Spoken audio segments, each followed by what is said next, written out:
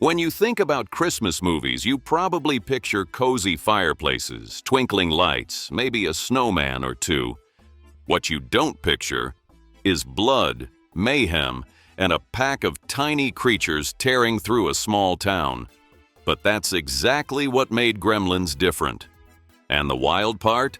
The real danger wasn't even a gremlin. We'll get to that in a bit. Here are 20 wild facts you probably didn't know about Gremlins. Number 1. The town of Kingston Falls was actually Hill Valley.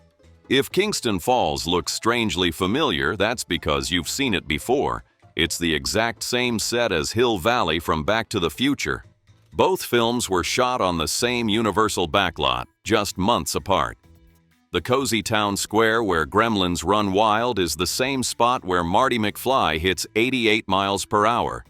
Even the theater that explodes at the end of Gremlins is the very same one Marty crashes into during his time travel finale. The production simply redressed the buildings, swapping out signage, storefronts, and decorations to make it feel like two completely different towns. So next time you're watching either movie, look closely at the clock tower, the main street, and the theater. Kingston Falls is Hill Valley, and once you see it, you'll never unsee it. Number 2. Mogwai actually means devil. At first glance, the mogwai looks like the perfect pet. Soft, wide-eyed, and almost too adorable to be real. But if you speak Cantonese, you'd probably think twice before bringing one home. The word mogwai directly translates to devil or evil spirit. In traditional Chinese folklore, a mogwai is a mischievous creature that causes chaos, often appearing during rain or darkness. So the movie wasn't subtle. The warning was literally in the name the whole time. So while most viewers saw a cute little furball, Cantonese speakers heard, "Beware." And wait for it. This wasn't the only time the creators gambled with something much darker hiding beneath the surface. In fact, 15, what started as a light Christmas movie almost turned into a full-blown horror film. Number 3. They almost used monkeys to play the Gremlins. Before the production invested heavily in cutting-edge animatronics, they actually considered a far cheaper and much stranger solution: trained monkeys in gremlin masks. The idea was simple. Instead of building hundreds of puppets, they'd use live primates to act out the gremlins' movements, then enhance everything with costumes and effects. It might have worked, in theory. But the reality was a disaster. During a test run, the crew gently slipped a gremlin mask onto a monkey. The second it went on, the animal completely panicked, thrashing, screaming, and ripping the mask off. It was immediately obvious this plan wasn't going to work. That failed experiment forced the filmmakers to abandon the monkey method entirely and pour a massive chunk of the budget into animatronics instead. In hindsight, it was the right call because it gave the Gremlins their iconic, creepy personality. Number 4. Phoebe Cates was actually afraid of the Gremlins. You'd think the cast would get used to those mischievous little creatures on set, but not Phoebe Cates. The actress who played Kate was genuinely creeped out by the Gremlin animatronics. These weren't cute puppets up close. They were heavy, twitching machines with moving jaws, blinking eyes, and jerky limbs that looked way too real. Whenever scenes didn't require her to interact with them, Phoebe reportedly kept her distance, avoiding the creatures as much as she could. And honestly, who could blame her? When dozens of hyper-realistic gremlins are squirming and screeching under hot studio lights, it doesn't feel like movie magic. It feels like a creature feature nightmare. Her fear actually added a layer of real tension to Kate's scenes, making her reactions on screen feel that much more authentic. Number 5. The animatronic gremlins were very expensive. When you think about those mischievous little monsters tearing through Kingston Falls, it's easy to laugh at their cartoonish chaos. But here's the part most people don't realize. Every single gremlin on screen cost as much as a brand new car. With no CGI to fall back on, Gremlins relied completely on animatronics, and each puppet came with a jaw-dropping price tag of $30,000 to $40,000. That's why at the end of every filming day, security would line up vehicles, pop open trunks, and check for stolen puppets before anyone left the lot. Yep, they treated these little monsters like treasure. Ironically, the very things causing chaos on screen were also the most protected creatures off it. And if you think the price tag is wild, wait till you hear where the idea for these little gremlins actually came from. Fact 11 takes it straight out of the sky. Number 6. Gremlins helped create the PG-13 rating. When Motion Picture Association sat down to rate Gremlins, they hit a wall. This wasn't your sweet family Christmas flick. It had exploding gremlins, blood, and some pretty dark humor. But wait, it wasn't quite violent enough for an R rating either. At the same time, Indiana Jones and the Temple of Doom was giving kids nightmares of its own. These two films forced the MPAA to invent a brand new rating, PG-13, for movies that were too intense for kids, but not brutal enough for adults only. That single decision changed the film industry forever, giving birth to one of Hollywood's most profitable rating categories. Number 7. Gizmo was almost the villain. In the very first draft of Gremlins, there was no Stripe, no sinister ringleader, no bad guy gremlin with a mohawk. Instead, Gizmo himself was supposed to transform into the film's main villain. Yup. The adorable furball you wanted to hug would have morphed into Stripe, leading the gremlin chaos. But when Steven Spielberg saw just how cute the Gizmo puppet was, he made a snap decision. No way. Audiences are going to fall in love with this thing. That single pivot changed the film's emotional core. Gizmo stayed the hero and Stripe became a separate monster entirely. And that choice didn't just shape the story, it had massive ripple effects behind the scenes. Number 8. The darkest Christmas monologue almost didn't make the cut. When Kate delivers that chilling monologue about her dad climbing down the chimney dressed as Santa, the tone of Gremlins snaps from playful horror to pure tragedy. Her father had broken his neck and was stuck up there for days, and the family only realized what happened when they lit the fire and smelled the horror. Studio execs and Steven Spielberg himself wanted to cut the scene entirely for being too grim. But Joe Dante, the director, stood his ground. He believed it was the emotional gut punch the movie needed, and Spielberg, respecting Dante's vision, let it stay. Number 9. The voice of chaos came from Michael Winslow. Those mischievous little gremlins? Most of their screeches, giggles, and snarls came from one man, Michael Winslow, the legendary vocal wizard from Police Academy. Known as the man of 10,000 sound effects, Winslow didn't just voice the evil gremlins, he also gave life to some of the cuter mogwais too. This was the same year Winslow debuted as Jones in Police Academy, so yeah, 1984 was kind of his vocal domination era. And here's the wild part. This wasn't the only clever casting move that made Gremlins come alive.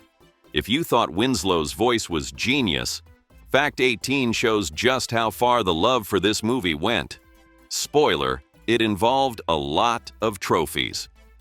Number 10. Gremlins vs. Ghostbusters, the box office showdown.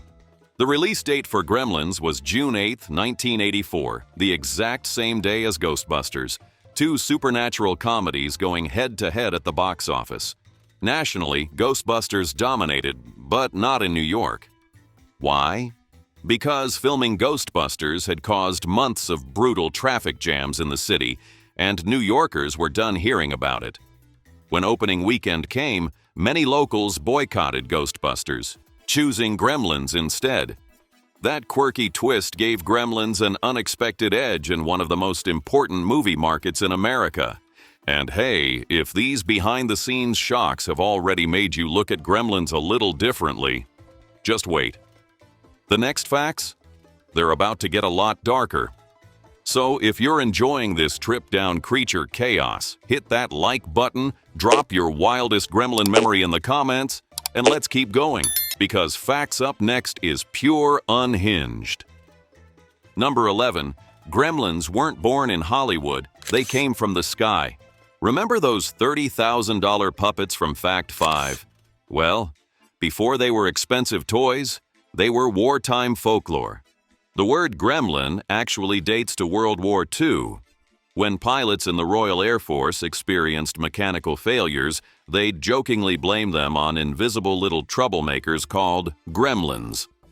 The concept stuck, and in 1943, Roald Dahl wrote a children's book called The Gremlins, which helped launch these mischief makers into pop culture. Spielberg's team didn't invent the creatures, they just weaponized them with popcorn and Christmas lights. That historical root is what gave Gremlins its strangely timeless vibe. But the real shocker? This folklore connection gave the movie an edge that helped it crush a supernatural comedy giant on release day. Number 12. Before acting, Hoyt Axton was a music star. Before he was hawking weird inventions as Randall Peltzer, actor Hoyt Axton had already made his mark on the world not on screen, but on stage. Axton was a popular folk music singer-songwriter in the 1960s and 70s, known for his deep, rugged voice and soulful storytelling. He didn't just sing, he wrote one of the most infectious songs in American pop culture, Joy to the World, made famous by Three Dog Night in 1971. That song hit number 1 on the Billboard Hot 100, turning him into a legend in the music world long before he ever stepped foot in the Peltzer home. It's a wild twist.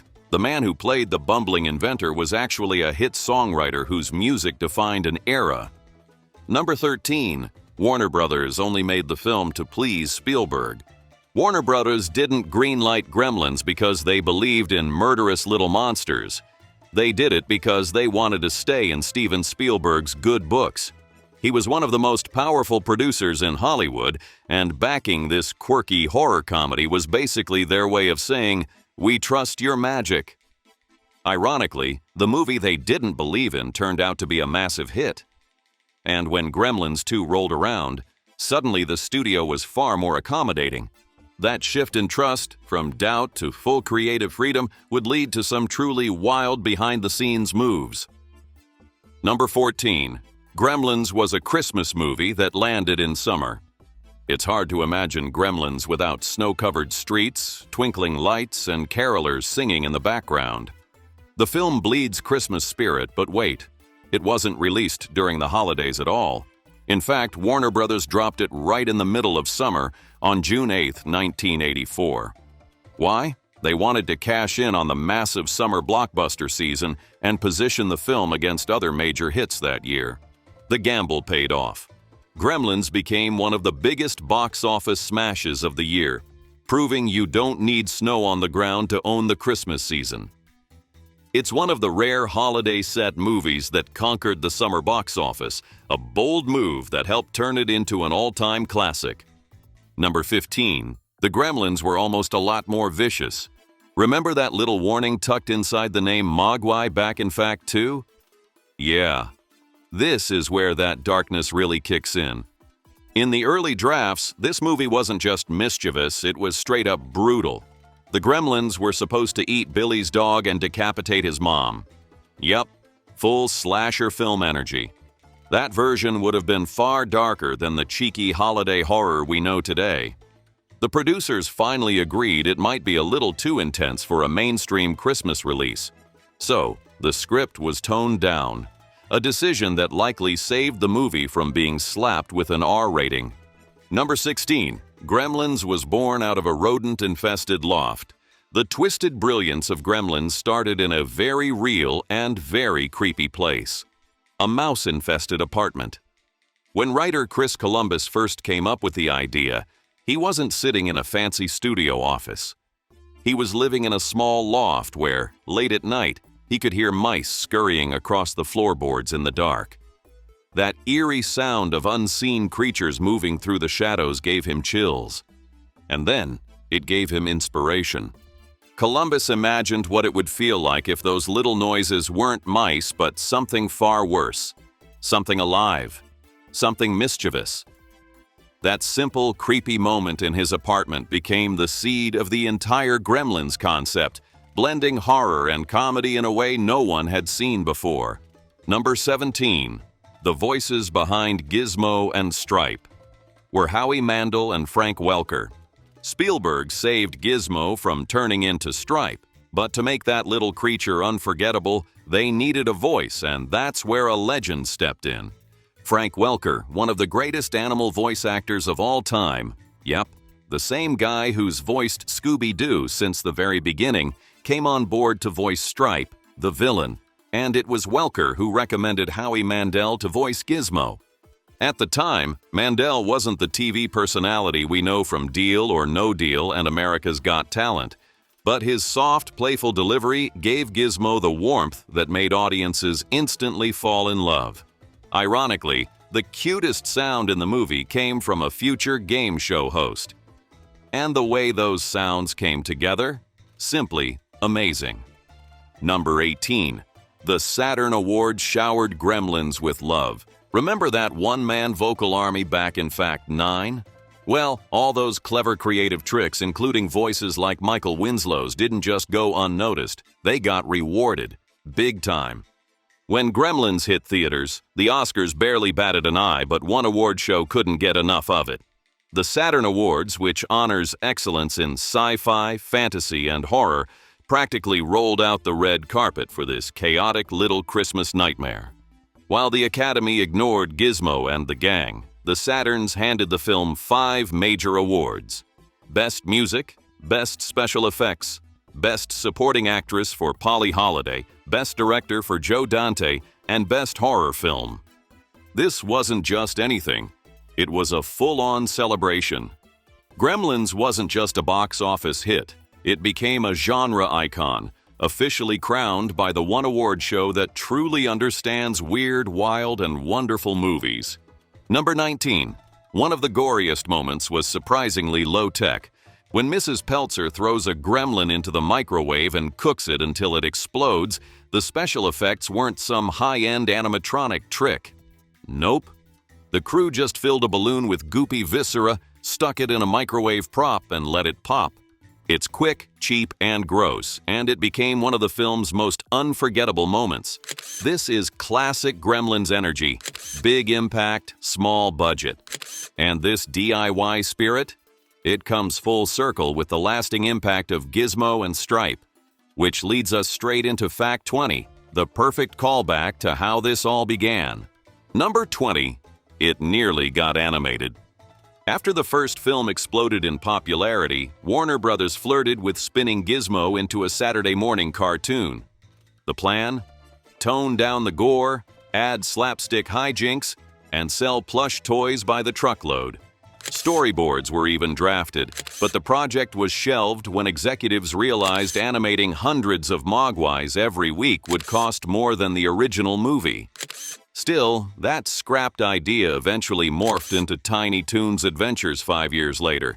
The DNA of Cute Meets Chaos lived on, just with rabbits instead of gremlins. And because we love our subscribers so much, you are subscribed, right? Here's a bonus fact. The snow was made of asbestos. The idyllic white Christmas coating Kingston Falls wasn't snow at all.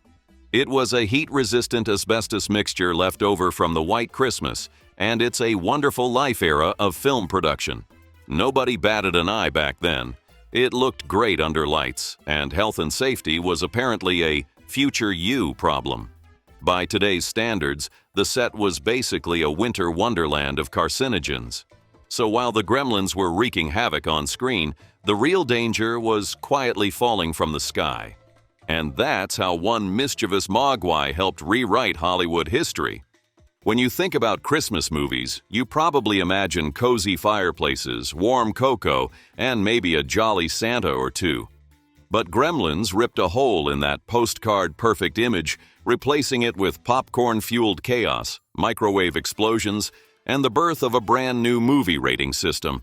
From improvised mogwai voices to a marketing gamble that rewrote Hollywood's rules, Gremlins wasn't just a film, it was a cultural glitch in the Matrix. And if this little monster movie left you with goosebumps, just wait until you hear what happened behind the scenes of Halloween, because sometimes The scariest stories aren't in the movie. They're the ones that made the movie possible. Wow, that was weird.